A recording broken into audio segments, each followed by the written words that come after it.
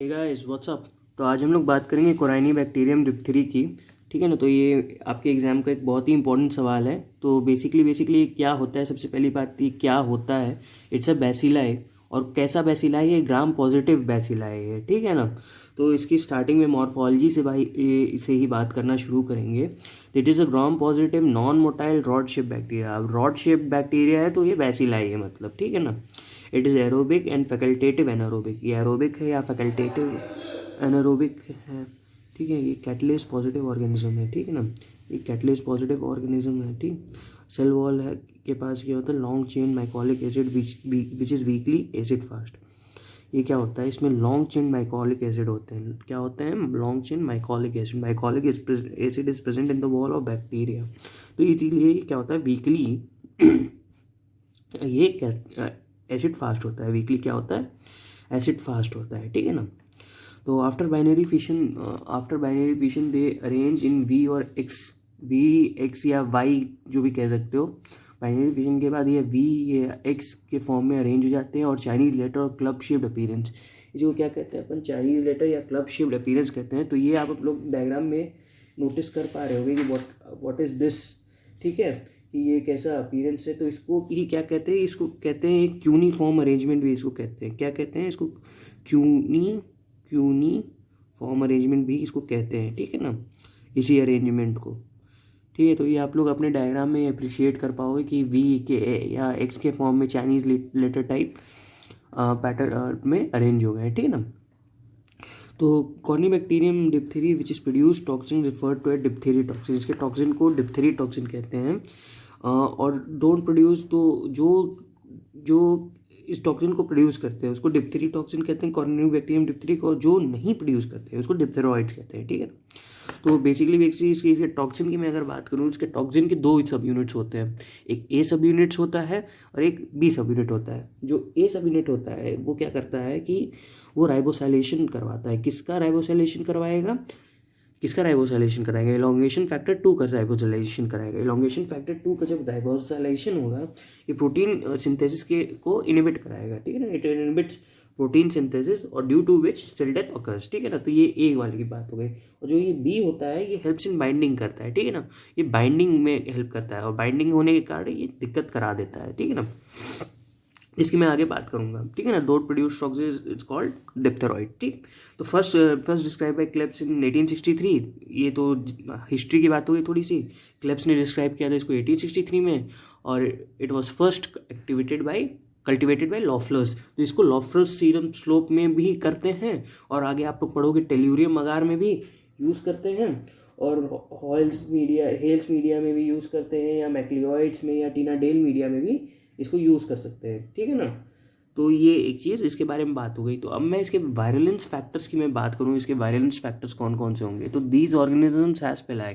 सबसे पहली बात तो इसमें पिलाई होते, तो पिलाई अपने आप में एक और वो है, वायलेंस फैक्टर है। ठीक है। यहाँ पे कुछ एंटीजन होते हैं, जैसे कि ओ एंटीजन हो गया या के एंटीजन हो गया। ठीक है। तो ओ एंटीजन जो होंगे आपके सरफेस पे होंगे और के एंटीजन कहाँ होंगे, कैप्सुलर पे होंगे। के से सी याद कर लेना। ठीक है ना। के फॉर कैप्सुलर। ठीक है ना। तो कैप्सुलर कैसे पढ़ते हो, CAP करते हो तो वैसे ऐसे पढ़ लेना, KAP कैप्सुलर एंटीजन। ठीक है ना, याद करने के खाली पर्पज से। और ओ से मान लो कि ये सेल वॉल है तो ओ शेप का है तो वो सेल सरफेस एंटीजन एक हो गया। तो ऑलवेज हेल्प इन अटैचमेंट, ये अटैचमेंट के लिए हेल्प करेंगे। Potent virulence factor diphtheria toxin के A एंड B टॉक्सिन मैंने बताया था। They have 3 strains, gravis strain होता है, इंटरमीडिएट स्ट्रेन होता है, माइटिस स्ट्रेन होता है। ठीक है। ग्रेविस स्ट्रेन को ही डेजी हेड अपीयरेंस कहते हैं और उसमें इंटरमीडिएट में फ्रॉग हेड अपीयरेंस आता है और माइटिस में आपका क्या आएगा, पोस्ट एक अपीयरेंस आएगा। ठीक है ना। ये एक चीज़ याद रखना कि इसमें PTA पे अगर आप लोग लगाओगे, कौन सा PTA मतलब क्या, पोटेशियम टेलुराइड अगार पे। ठीक है ना। तो ये 3 इसके स्ट्रेन हो गए। डिपेंडिंग अपॉन ग्रोथ एंड मतलब कि ग्रोथ टाइम जो होता है इसका, तो 2 फैक्टर इन्फ्लुएंस करते हैं the production of diphtheria toxin. तो 2 फैक्टर प्रोड्यूस कर मतलब कि इन्फ्लुएंस करेंगे इसके प्रोडक्शन को। कौन कौन से वो 2 फैक्टर्स हैं, तो इनकी मैं बात कर लूँ। तो इसके होते हैं low extracellular concentration of iron. तो अगर कॉन्सेंट्रेशन ऑफ आयरन थोड़ी कम रह गई तो इसके जो मतलब कि टॉक्सिन होंगे ये ज़्यादा प्रोड्यूस होंगे और क्या करते हैं, इन्फेक्शन टू ह्यूमन करा देते हैं अगर लो आयरन रही। और प्रेजेंस ऑफ लाइजोजेनिक प्रोफेज, अगर लाइजोजेनिक प्रोफेज रहा तो वो भी दिक्कत करा सकता है। तो लाइसोजेनिक और लाइटिक पाथवे आपने कहाँ पढ़ा है? अपनी ट्रांसडक्शन में पढ़ा है। अगर नहीं समझ में आया तो एक बार ट्रांसडक्शन पढ़ लो फिर से, ठीक है ना। तो प्रेजेंस ऑफ लाइसोजेनिक प्रोफेज में होता है, इसमें लाइसोजेनिक प्रोफेज हो जाता है, वायरल जीनोम मिक्स हो जाता है किसके साथ? बी जीनोम के साथ हो जाता है, ठीक है ना, बी टॉक्सिन मतलब उसके साथ, ठीक है ना, वायरल जीनोम। तो presence of two toxin A and B तो मैंने बता ही दिया था। A toxin, A unit toxin क्या करता है? एक्शन कराएगा किस पे? Always adding ADP ribose, ribosylation कराएगा टू इलॉन्गेशन फैक्टर 2 और इनहिबिट कराएगा protein synthesis, leads to cell wall death, necrosis of tissue. और बी यूनिट टॉक्सिन क्या कराएगा? देखो, always bind to receptor, binding वाला होता है, तो always bind to receptor called heparin binding epidermal growth factor. अगर याद होता है ठीक, नहीं याद होता है नहीं याद करना है इसको, तो ऐसे याद कर लो, HBEGF में बाइंड करता है। कौन सा? Heparin binding epidermal growth factor पे बाइंड कर लेगा, seen in majority of cell. कौन सा? फिर से रिसेप्टर में साथ बोलो, heparin binding epidermal growth factor, heparin binding epidermal growth factor, ठीक है ना, मेरे साथ बोलना, heparin binding epidermal growth factor पे ये बाइंड कर जाएगा, seen in majority of cell. और ये अटैच कर जाएगा कहाँ पे? हर्ट टिश्यू पे, न्यूरॉन्स पे और किडनी पे। तो अगर ये हर्ट टिश्यू पे अटैच हो जाता है तो इसके क्लिनिकल मैनिफेस्टेशन मैं आपको यही बता देता हूँ कि मायोकार्डाइटिस कर सकता है, और अगर न्यूरॉन्स पे करा देगा, डीमाइलिनेशन करा देगा, तो ये क्या करवाएगा? पेरिफेरल न्यूराइटिस करा सकता है। और किडनी टिश्यू पे काम करेगा तो कुछ किडनी में भी दिक्कत ये करेगा, ठीक है ना। तो अब ये इसके तीसरा जो है मतलब कि लाइपेज की मैं बात करूँ, इसमें जो वायलेंस फैक्टर में आएंगे तो कैन ब्रेक लिपिड मटेरियल, ये लिपिड मटेरियल को भी क्या कर सकता है? ब्रेक कर सकता है। क्या कर सकता है? ये ब्रेक कर सकता है लिपिड मटेरियल को भी। तो इनसाइड टिश्यू लिपिड मटेरियल को ब्रेक करेगा inside tissue and play major role in cutaneous lesion, ये क्यूटेनियस लीजन्स भी करा सकता है, ठीक है ना। क्या करा सकता है? क्यूटेनियस लीजन भी करा देगा। लिपिड मटेरियल का ब्रेक डाउन करा दिया इनसाइड टिश्यू तो क्या करेगा? ये क्यूटेनियस लीजन्स करा सकता है। न्यूरामिनिडेज क्या कराएगा? Always help in adhesion of respiratory tract, मतलब कि एडिशन में हेल्प करेगा। एडिशन है, एडिशन नहीं है, एडिशन है ना, adhesion. Always help in adhesion to respiratory tract mucosa, neuraminidase से, ठीक है ना।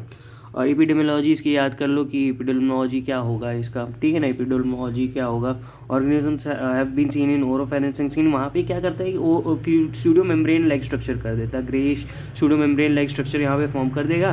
तो ऑर्गेनिजम्स में क्या होगा कि ओरोफेरेंक्स स्किन में ग्रेश लाइक स्ट्रक्चर बना देगा, ठीक है ना। तो organisms have seen oropharynx in skin, ठीक। चिल्ड्रन में कहाँ एपिडेमियोलॉजी कहाँ और ज़्यादा होगी? चिल्ड्रन में हो सकती है, एल्डरली पेशेंट्स में हो सकती है, अनवैक्सीनेटेड पेशेंट्स। तो इसमें क्या होता है ना, एक DATP वैक्सीन आती है, DTaP वैक्सीन, तो टिटनेस या पर्ट्यूसिस वाले के साथ लगती है, तो वो भी देख लेना अगर आपने अगर PSM थोड़ी बहुत पढ़ी हो अगर अपने उसमें, ठीक है ना, सेकेंड ईयर में, तो हाँ DTaP वैक्सीन देते हैं, ठीक।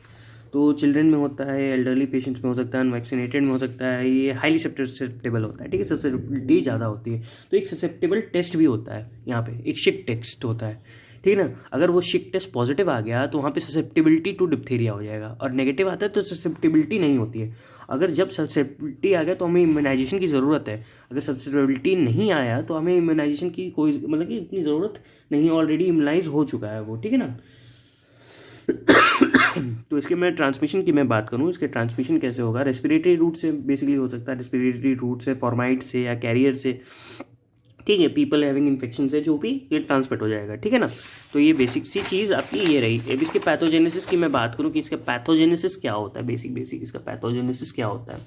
तो मेनली अकर बाय डिटॉक्सिन से मेनली इसका पैथोजेनेसिस होते हैं, ठीक है ना। बेसिकली इसका पैथोजेनेसिस कैसे होता है? डिटॉक्सिन से होता है।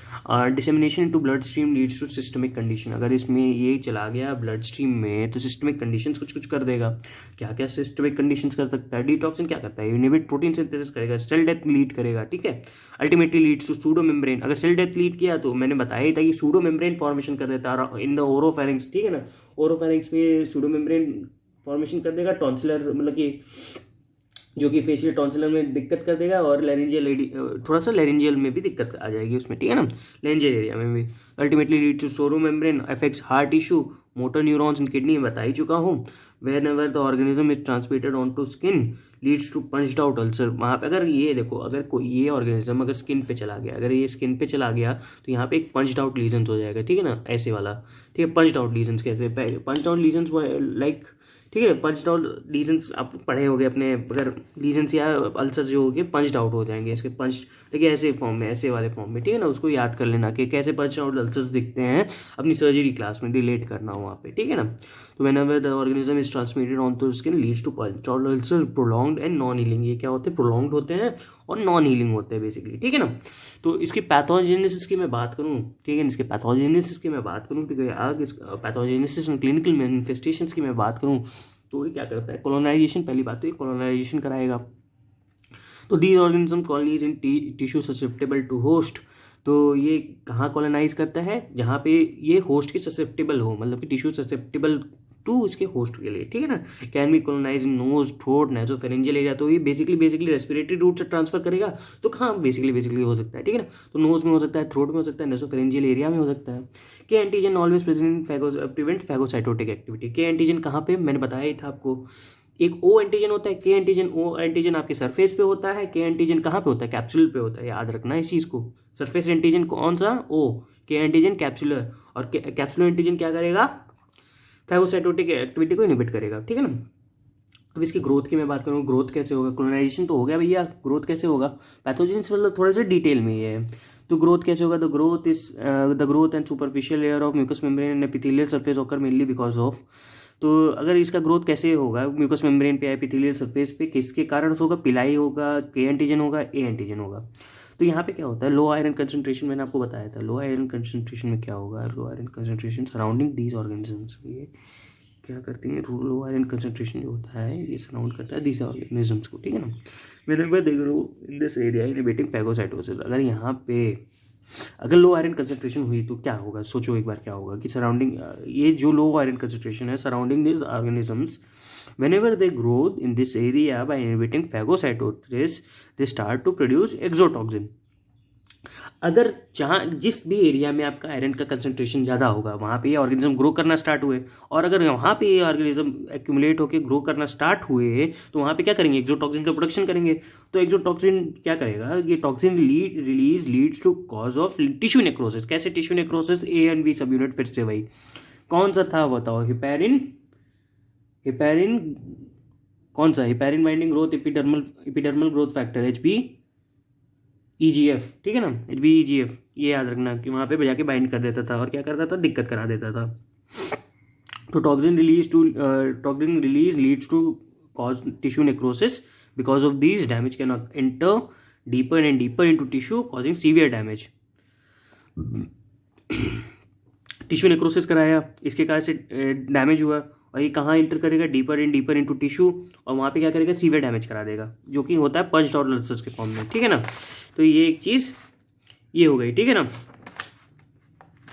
अब नेक्स्ट मैं बात करूँगा इसकी, अब इसके आगे मैं देखता हूँ कि whenever the exotoxin observed by blood और एंड लिम्फेटिक्स, अगर ये कभी भी टॉक्सिन जो है, एक्सोटॉक्सिन जो है ब्लड एंड लिम्फेटिक्स में ऑब्जर्व किए जाते हैं तो start to systemic toxic manifestation, ये सिस्टमिक टॉक्सिक मैनिफेस्टेशन कराएंगे। कौन कौन से, मायोकार्डियम में मायोकार्डाइटिस करा देंगे, किडनी टिश्यू को कुछ दिक्कत कराएंगे, पेरिफेरल मोटर में पेरिफेरल न्यूराइटिस, चाहे पॉलीन्यूरोपैथीज ये करा सकते हैं, ठीक है ना, पेरिफेरल मोटर ऑल्सो इफेक्टेड, ठीक है ना, ये सब चीज़ें करा सकते हैं।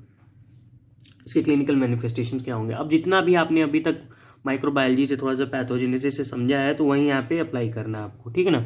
डिप्थीरियल रेस्पिरेटरी डिजीज करवा देंगे, ऑकर इन नासोफेरेंजियल एरिया, ठीक है, नाक मुंह कान में ये सब में दिक्कत करते थे। नासोफेरेंजियल एरिया में आएंगे तो क्या करेंगे, during this condition pseudo membrane necrosis formation होकर सूडो मेम्ब्रेन बना लेंगे, बताया ही था मैंने आपको, which leads to increase of inflammatory response, inflammatory response बढ़ाएंगे, enlargement of cervical lymph nodes and it produces bull neck. यहाँ पे एक बुल नेक का मैनिफेस्टेशन आता है, ठीक है ना। वहाँ पे क्या करेगा, जो आपका जो गला है वो थोड़ा सा स्वेल कर जाएगा, ठीक है ना, तो वहाँ पे बुल नेक का मैनिफेस्टेशन एक आ जाएगा। सिस्टमिक कॉम्प्लिकेशंस के क्या क्या होंगे, सिस्टमिक कॉम्प्लिकेशंस की मैं बात करूँ तो क्या क्या होंगे, toxin produce by pseudo membrane area into blood stream leads to myocarditis and peripheral neuritis, बता ही चुका हूँ मैं, ठीक है ना। सेम वही चीज़ है, कुछ नहीं, जितना आपने पैथोजेनेसिस पढ़ा है पैथोजेनेसिस को ही क्लिनिकल मैनिफेस्टेशन बनाना है। अगर आपको पैथोजेनेसिस अच्छी हो गई, अब क्लिनिकल मैनिफेस्टेशन घटाक से बनेंगे, उनको कोई सोचना ही नहीं है क्या होना है, क्या कैसे होना है, क्या करेगा, ये क्या नहीं करेगा, ये सोचना ही नहीं। कहाँ जाएगा, ब्लड में जाएगा, कहाँ जा सकता है, बेसिकली हार्ट में जाएगा यार, और न्यूरॉन्स को इफेक्ट करेगा। तो क्या करेगा, मायोकार्डाइटिस करा देगा, पेरिफेरल न्यूराइटिस करा देगा, ठीक है ना, एकदम सिंपल सी चीज़ है ये। During this condition can see paralysis of soft palate, यहाँ पे सॉफ्ट पैलेट की पैरालिसिस देख सकते हैं, डायफ्राम मसल्स भी इफेक्टेड हो सकते हैं, इरिवर्सिबल मतलब कि वो इफेक्ट आ सकता है इस पर, ठीक है ना। तो मैं बात करूँ क्यूटेनियस डिप्थीरिया की। क्यूटेनियस डिप्थीरिया कहाँ है, क्यूटेनियस डिप्थीरिया में कहाँ बताया था आपको, एक्स्ट्रा रेस्पिरेटरी डिजीज होती है, organism enters and break through subcutaneous tissue through respiratory tract whenever patient cough because of droplet, also causes chronic non healing ulcer, जो कि होते हैं पंच अल्सर्स के फॉर्म में, ठीक है ना। ये ड्रॉपलेट्स में बेसिकली होते हैं break in subcutaneous tissue through respiratory tract, इस पर रेस्पिरेटरी डिजीज होती है। अब इसमें लैब डायग्नोसिस जो कि सबसे इंपॉर्टेंट है, ग्राम स्टेनिंग पे क्या होगा, 3 Chinese letter V, X, Y जो भी स्ट्रक्चर होते हैं, यूनिफॉर्म बताया था कहाँ यूनिफॉर्म लाइक अरेंजमेंट होता है, यहीं पे होता है uniform like arrangement, Chinese letter like arrangement होता है, ठीक है ना। 3 Chinese letter V, X, Y letters देख सकते हैं, Y भी होता है, एल्बर्ट स्टेन या नीजर स्टेन लगाते हैं, they have metachromatic granules, so they have produce purple colour organism, blue red colour होता है, या पर्पल कलर ऑर्गेनिज्म जो भी कहना चाहो, मेटाक्रोमैटिक ग्रेन्यूल्स होते हैं इसमें, ठीक है, पर्पल कलर ऑर्गेनिज्म देते हैं।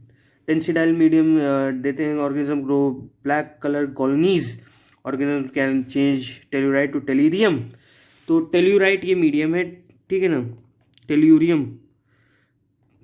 एक मिनट, टेल्यूरियम होता है ना, स्पेलिंग देख लेना एक बार, इसकी स्पेलिंग देख लेना, टेल्यूरियम मीडियम होते हैं। तो ऑर्गेनिज्म यहाँ पे क्या करेंगे, ब्लैक कलर कॉलोनीज लगाएंगे, तो organism can change tellurite to tellurium, present in Tinsdale medium है, टेंसाइड मीडियम में होता है, देखो टेंसाइड मीडियम ही था, लेकिन टेल्यूरियम मीडियम ही बोलना, वहाँ पे जाके एग्जामिनर को टेंसाइड बोलोगे, वो भी कन्फ्यूज, तुम भी कन्फ्यूज, और दोनों में कन्फ्यूजन में नंबर तुम्हारा ही कटेगा, ठीक है ना। टेल्यूरियम सीधा सीधा बोल देना, ब्लैक कलर कॉलोनीज बना देना टेल्यूरियम पे, ठीक है ना। और नेक्स्ट मैं बात करूँ इसमें कौन सा सीरम स्लोप लगता है, भाई सबसे इंपॉर्टेंट आपके एग्जाम में रखा रहेगा ये ग्रीन कलर का, जो कि ऐसे स्लांटिंग पैटर्न में रखेगा, पूछेगा कौन से बैक्टीरिया में यूज़ करते हो, तो क्या बोलोगे, gram positive bacilli which is corynebacterium diphtheriae, ठीक है। तो लॉफलर सीरम मीडियम में क्या आएगा, grow organism grow white most glistening colony, वहाँ पे वाइट मोस्ट ग्लिसनिंग कॉलोनी बनाएंगे, लेकिन ग्रीन कलर का वो जो सीरम स्लोप देखोगे ग्रीन कलर का, ग्रीनिश होता है, ठीक है ना, ग्रीनिश, और थोड़ा सा कहते हैं नहीं, बहुत ही गंदा कलर होता, मतलब कि हमको वो कलर अच्छा नहीं लगता, पता नहीं क्यों, ठीक है, लेकिन अपने लैब में जाओगे तो देख लोगे। शिक टेस्ट के बारे में बताया था कि मैंने डिस्टिंग्विश करने के लिए यूज़ करते हैं बिटवीन यूजुअल और ससेप्टेबल, और हु आर नॉट ससेप्टेबल, और who are resistant to diphtheria, to test for sensitivity और टॉक्साइड, सेंसिटिविटी और टॉक्साइड के लिए इसको शिक टेस्ट का यूज़ करते हैं। एलिक टेस्ट के लिए भी बताया था, पोटेंसी के लिए यूज़ करते हैं एलिक टेस्ट का, ठीक है, पोटेंसी ऑफ टॉक्सिन के लिए भी यूज़ करते हैं एलिक जेल प्रेसिपिटेशन टेस्ट। और ट्रीटमेंट, इसका प्रिवेंशन कैसे करोगे, ट्रीटमेंट प्रिवेंशन सोचो कैसे कर सकते हैं। We can treat this infection by giving antitoxin, by antitoxin दे देंगे, न्यूट्रलाइजिंग एंटीटॉक्सिन दे देंगे, toxoid preparation use for vaccine as an active immunization for diphtheria, ठीक है ना। तो यहाँ पे भी क्या करते हैं कि प्रिपरेशन करते हैं वैक्सीन का एक्टिव इम्यूनाइजेशन के लिए टॉक्साइड के द्वारा, ठीक है ना। Usually given with pertussis, tetanus ये बता ही चुका हूँ, टिटनेस वैक्सीन के साथ देते हैं, DTaP कहते हैं या DPT कहते हैं, ठीक है। किसके साथ देते हैं, टिटनेस और पर्ट्यूसिस के साथ, किसके साथ देते हैं, टिटनेस और पर्ट्यूसिस के साथ देते हैं, ठीक है ना, टिटनेस और पर्ट्यूसिस के साथ ये हम लोग दे सकते हैं। तो नेक्स्ट मैं बात करूँ इसके वैक्सीन शेड्यूल के लिए, तो वैक्सीन शेड्यूल आपके सामने ये लिखा ही है, तो उतना इम्पोर्टेंट तो है नहीं, लेकिन देख लो कि क्या इसका शेड्यूल हो सकता है। तो क्या शेड्यूल हो सकता है इसका, तो 2, 4, 6, 15, 18 मंथ पे हो सकता है। कौन से मंथ पे हो सकता है, 2, 4, 6, 18 मंथ पे, 2, 4, 6, 15, 18 मंथ पे हो सकता है, ठीक है ना। तो ये हो गया। और fourth and sixth year of life में ये ज़्यादा हम लोग दे सकते हैं अगर देना चाहें तो। कौन कौन से ईयर्स में, 4th एंड 6th ईयर्स में हम लोग ये दे सकते हैं, ठीक है ना। तो हम लोग नेक्स्ट मैं बात करूंगा इसके, नेक्स्ट मैं बात करूंगा कि इसमें क्या क्या होते हैं, ठीक है ना। तो एवरी 10 ईयर बूस्टर डोज देते हैं। एंटीबायोटिक्स कौन कौन से यूज़ करते हैं, पेनिसिलिन जी और एरिथ्रोमाइसिन हम लोग दे सकते हैं। कौन कौन से, पेनिसिलिन दे सकते हैं या एरिथ्रोमाइसिन हम लोग क्या कर सकते हैं, दे सकते हैं इनकी केसेस में, ठीक है ना। तो इतनी बात रही आपकी कोराइनी बैक्टीरियम डिप्थीरी के बारे में। और कुछ जो आपको ना समझ में आया हो या कुछ कम समझ में आया हो या आपको पूछना हो या कोई और टॉपिक बताना हो तो आप बता सकते हो, no problems in that. And मिलते हैं आपसे नेक्स्ट वीडियो में, तब तक के लिए बाय।